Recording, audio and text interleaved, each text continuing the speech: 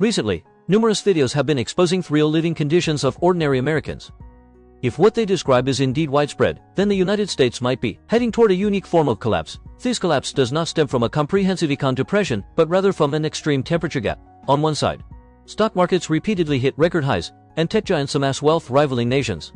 On the other, ordinary citizens struggle in a quagmire of debt, crushed by student loans, medical bills, and ever-lengthening work hours. This temperature gap reveals a core issue.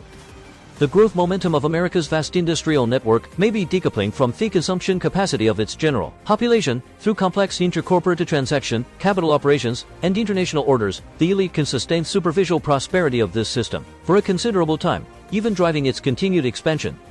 Corporate consumption and investment are, to some extent, replacing the role traditionally played by public consumption.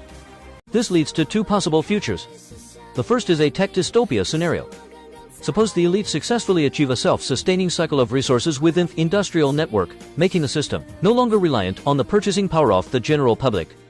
In that case, ordinary people would gradually transition from being participants in economic development to bystanders, and eventually be regarded as burdens.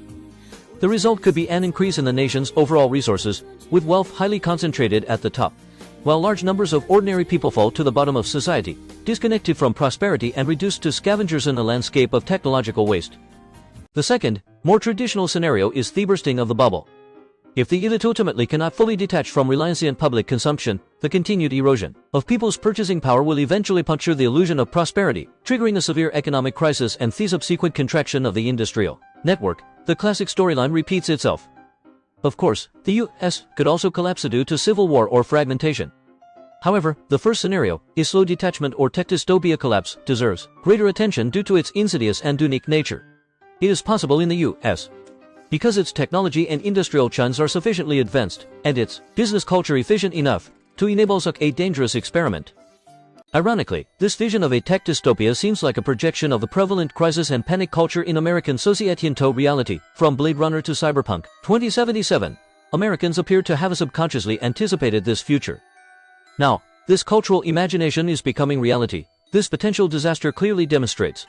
In reverse, a fundamental law, the healthy and sustainable development of a nation must ultimately rely on the close connection between its industrial system and the well-being of its people. Any attempt to sever this bond will lead to unforeseeable consequences. Welcome to Follow My Channel, where I unravel the code of civilizational risk and fall for you.